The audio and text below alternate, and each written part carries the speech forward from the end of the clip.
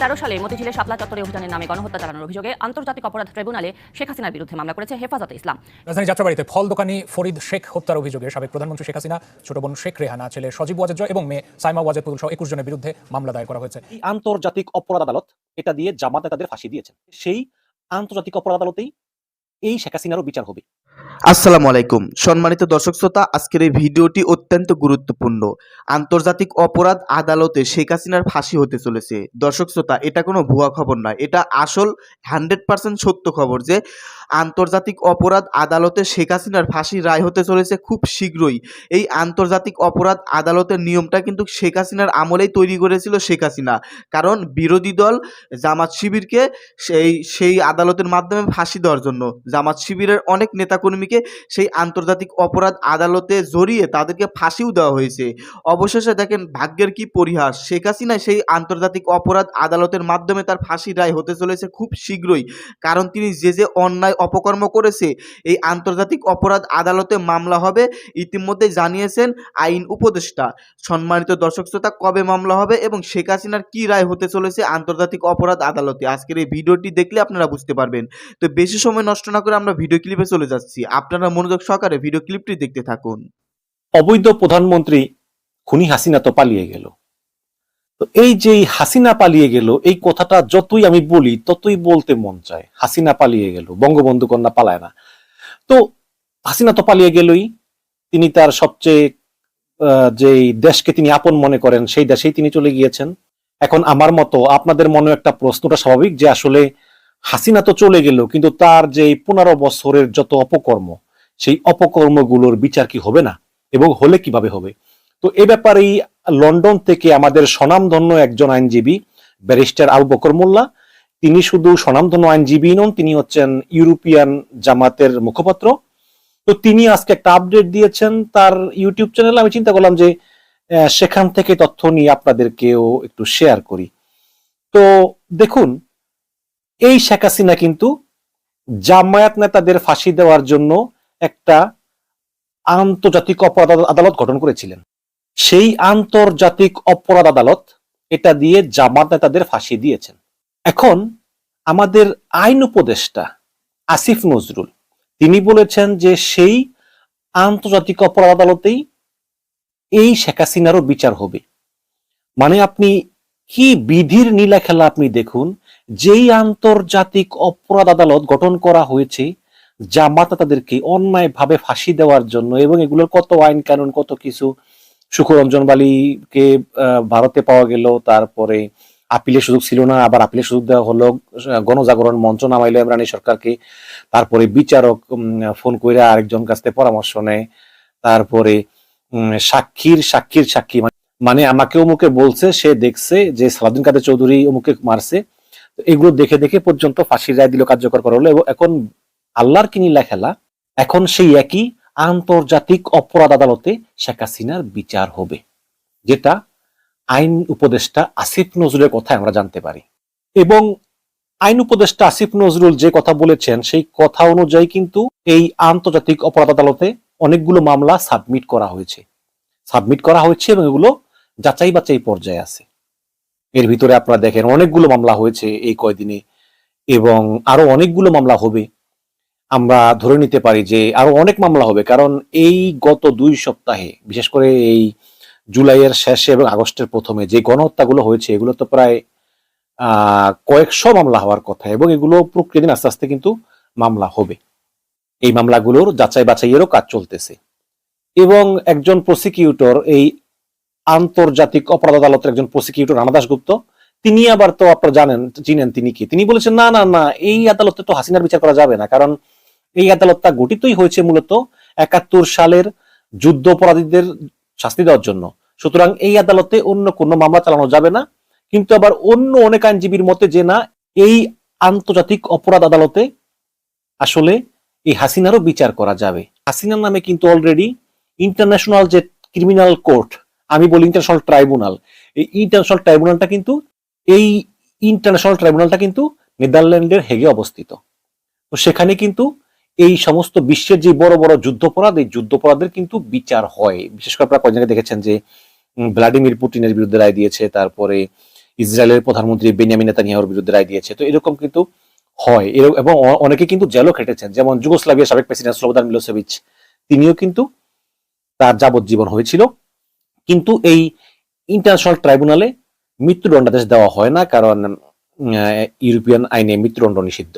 এখন এই ইন্টারন্যাশনাল ট্রাইব্যুনালেও কিন্তু হাসিনার নামে অনেকগুলো মামলা হয়েছে। বিশেষ করে ব্যারিস্টার আবু বকর মোল্লার কাছ থেকে জানলাম যে মোট 7টা মামলা হয়েছে। এই 7টা মামলার ভিতরে লেটেস্ট যে মামলাটা হচ্ছে সেটা হচ্ছে যে শেখ হাসিনার পালিয়ে যাওয়ার কয়দিন আগে কিন্তু অস্ট্রেলিয়ার একজন আইনজীবী হাসিনার বিরুদ্ধে গুরুতর মানবাধিকার লঙ্ঘনের অভিযোগ এনে এই নেদারল্যান্ডের হেগের ইন্টারন্যাশনাল ট্রাইব্যুনালে একটা মামলা করেছেন। এবং আরো অনেকগুলো মামলা কিন্তু এর আগে করা হয়েছে। 6টা মামলা করা হয়েছে। বিশেষ করে আপনার হেফাজত ইসলামের উপর যে ক্র্যাকডাউন করা হয়েছিল 13 সালের 5ই মে, তারপরে দেলাওয়ার হোসেন সাঈদীর ফাঁসিরা হওয়ার পরে অন্ততপক্ষে পুলিশের গুলিতে যে 150 জন লোক মারা গিয়েছে, এবং 2009 সাল থেকে 2021 সাল পর্যন্ত যে 673 জন লোক গুম হয়েছে এবং প্রায় 4000-এর মতো বিচার বহির্ভূত হত্যাকাণ্ড ঘটেছে, এইসব বিষয়েও কিন্তু মামলা হয়েছে। এবং সবচেয়ে বেশি মামলা করেছেন শেখ হাসিনার নামে কিন্তু আমাদের ব্রিটেনের একজন স্বনামধন্য লয়ার টবি ক্যাডম্যান মোট 2টো মামলা করেছেন। এই হাসিনা এবং তার যে দোসর, হাসিনা, তার মন্ত্রী এবং আইন শৃঙ্খলা বাহিনীর সদস্য, এরাই তো হচ্ছে আসামি। এরাই তো মূলত গণহত্যা, মানবতা বিরোধী অপরাধগুলো তো এরাই সংগঠিত করেছেন, হাসিনার মন্ত্রী এবং আইন শৃঙ্খলা বাহিনীর সদস্যরা। তো এদের বিরুদ্ধেই তো মামলা। তো এদের বিরুদ্ধেই টবি ক্যাডম্যান 2টো মামলা করেছেন। টবি ক্যাডম্যান একটা মামলা করেছিলেন সম্ভবত 2014 অথবা 15 সালের দিকে। আরেকটা মামলা তিনি করেছিলেন গত বছরের ডিসেম্বর মাসে, যখন আপনার সেই বিএনপির উপর যে ক্র্যাকডাউন হলো 28 অক্টোবর। এবং আপনারা জানেন যে নির্বাচনের আগে 1 বছরে বিএনপির অন্তত 13-14 জনকে পুলিশের গুলিতে মারা হয়েছে। তো সেই সব বিষয়ে মোট 7টি মামলা চলমান।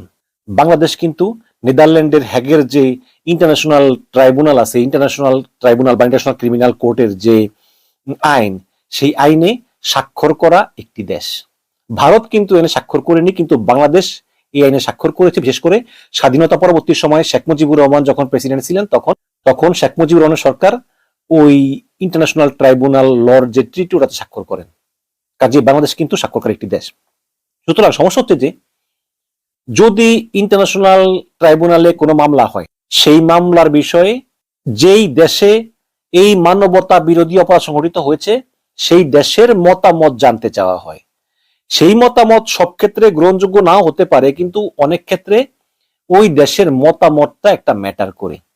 তো এই বাংলাদেশে এই হাসিনার 2009 সাল থেকে 2024 সাল পর্যন্ত যত মানবতা বিরোধী অপরাধ হয়েছে এবং সেগুলোর নামে যে 7টা মামলা চলমান নেদারল্যান্ডের হেগের যে ইন্টারন্যাশনাল ট্রাইব্যুনালে চলমান, এর পরিপ্রেক্ষিতে ইন্টারন্যাশনাল ট্রাইব্যুনাল কিন্তু বাংলাদেশ সরকারের কাছে তাদের দৃষ্টিভঙ্গি জানতে চেয়েছে। এবং সাবেক যে আইনমন্ত্রী আনিসুল হক, বর্তমানে যিনি রিমান্ডে আছেন, তিনি সবসময় এগুলো ডিনাই করেছেন। তিনি বলেছেন যে না, বাংলাদেশে এরকম কিছুই ঘটেনি, এগুলো মিথ্যা কথা। তো এইসব কারণে হয়তো ইন্টারন্যাশনাল ট্রাইব্যুনাল তারা একটু ইতস্ত বোধ করেছে যে বাংলাদেশ সরকার বলতেছে একটা, আবার এখানে মামলা হয়েছে, আবার ফিল্ডে গিয়ে যাচাই বাছাই যদি সরকার যদি সহযোগিতা না করে তাহলে তো সম্ভব না। কিন্তু এই 7টা মামলা পেন্ডিং আছে, বাট এই ইন্টারন্যাশনাল ট্রাইব্যুনাল একটা মামলাও কিন্তু ফেলে দেয়নি বা বাতিল করেনি বা খারিজ করেনি। সব মামলা কিন্তু জীবিত আছে, হয়তোবা স্থবির অবস্থায় আছে। তো এখন সিচুয়েশন পরিবর্তন হয়েছে, হাসিনা পালিয়েছে, এখন নতুন সিচুয়েশন।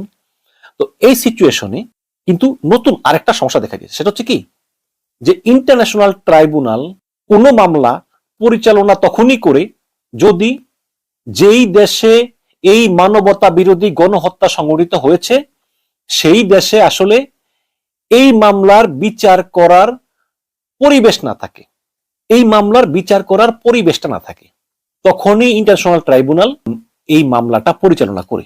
কিন্তু এখন যেহেতু হাসিনা পালিয়েছে এবং ইউনূস সরকার ক্ষমতায় আছে, যে ইউনূস সরকারকে আমরা বলি যে গণতান্ত্রিক সরকার, একটা বিপ্লবী সরকার, সুতরাং এখন শেখ হাসিনার এইসব মামলা পরিচালনা করতে আসলে ইউনূস সরকারের কোনো বাধা নেই। এবং বাংলাদেশের যে আন্তর্জাতিক অপরাধ আদালত, সেই আদালতেই এই মামলাগুলো পরিচালিত হতে পারে, যেটা অলরেডি আইন উপদেষ্টা আসিফ নজরুল বলেছেন।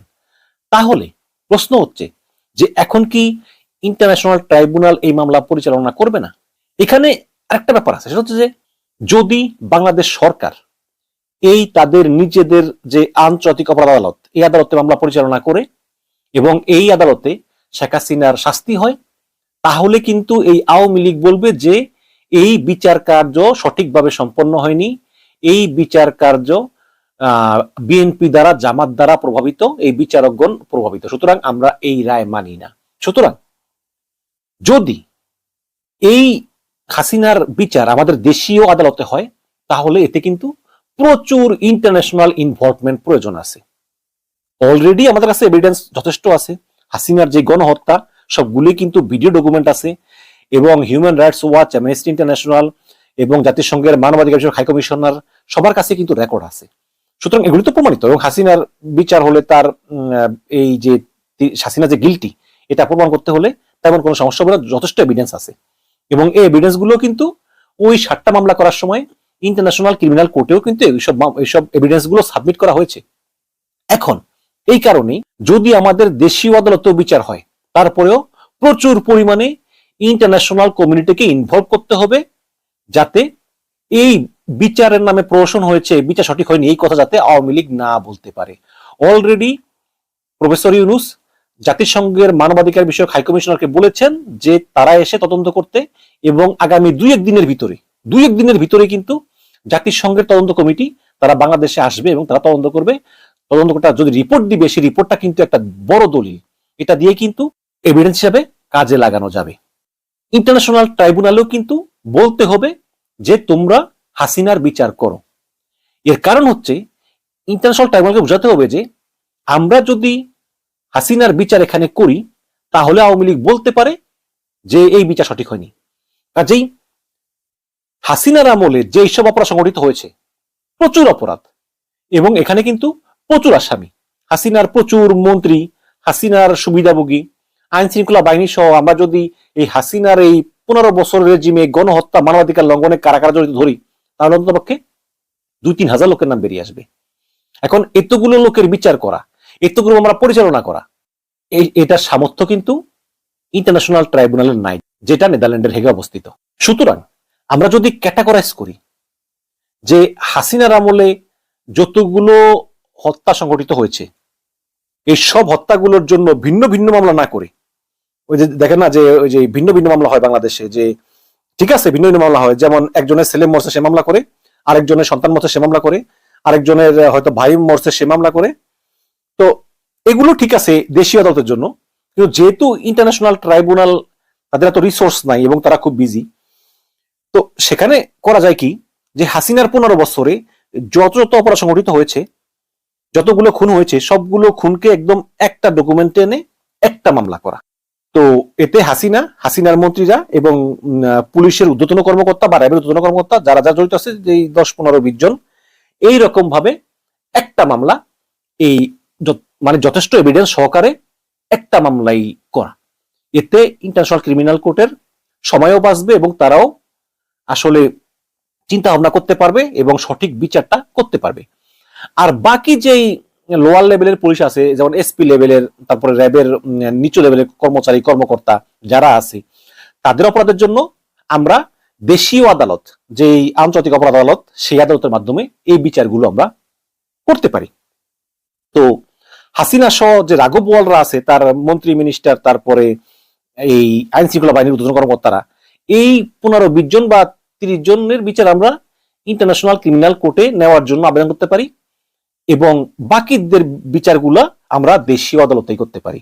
তো এটাই হচ্ছে সবচেয়ে ভালো বুদ্ধি, এবং আমার মনে হয় যে এই হাসিনার বিচারের জন্য সবসময় আমাদেরকে সোচ্চার থাকতে হবে।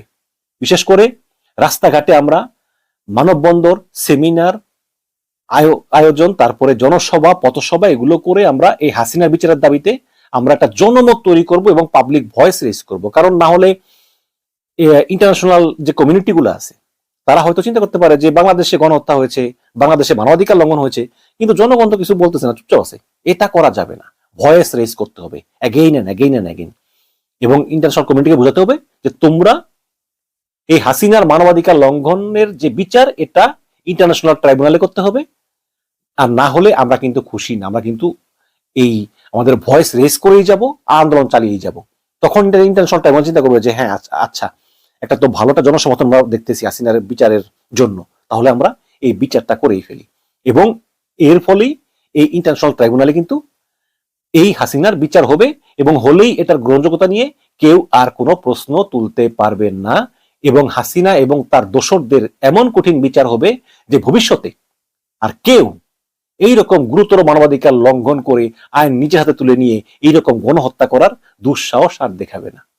সম্মানিত দর্শক শ্রোতা, আপনারা বিস্তারিত জানতে পারলেন আন্তর্জাতিক অপরাধ আদালত সম্পর্কে। এই আন্তর্জাতিক অপরাধ আদালতের কিন্তু অনেক নিয়ম কানুন আছে, আবার অনেক ক্রাইটেরিয়া মেনে চলতে হয়। শেখ হাসিনাই এসব নিয়ম কানুন বানিয়েছিল, কারণ এই জামাত শিবির আরও তার কথা যারা শুনবে না, বিরোধী দল, তাদেরকে ফাঁসিতে ঝুলানোর জন্য। অবশেষে সেই আদালতেতেই শেখ হাসিনার নামে হত্যা মামলা হতে চলেছে, এবং যে মামলা হতে চলেছে আন্তর্জাতিক অপরাধ আদালতের মাধ্যমে, এই মামলার যদি তদন্ত করা হয়, শেখ হাসিনা যদি ফেঁসে যায়, তাহলে শেখ হাসিনার 100% যাবজ্জীবন জেল নয়তো ফাঁসি হবে। সম্মানিত দর্শক শ্রোতা, আপনারা বিস্তারিত ভিডিওতে শুনতে পারলেন বা দেখতে পারলেন। এই সম্পর্কে আমি আর নতুন করে কিছুই বলতে চাচ্ছি না, আপনারা বিস্তারিত দেখেছেন, বিস্তারিত বুঝেছেন। এই সম্পর্কে আপনাদের ব্যক্তিগত কোনো মতামত করতে চাইলে ভিডিওর কমেন্ট বক্সে জানিয়ে দিতে পারেন। ধন্যবাদ আজকের এই ভিডিওর সঙ্গে থাকার জন্য।